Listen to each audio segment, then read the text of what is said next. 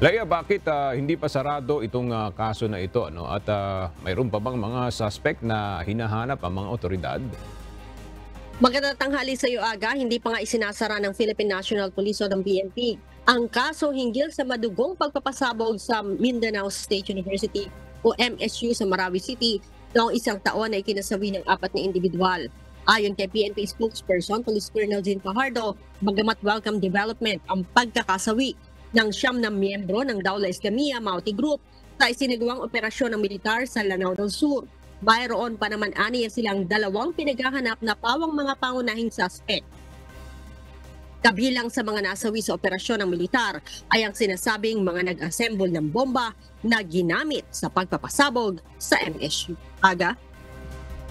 Maraming salamat, Leia Ilagan.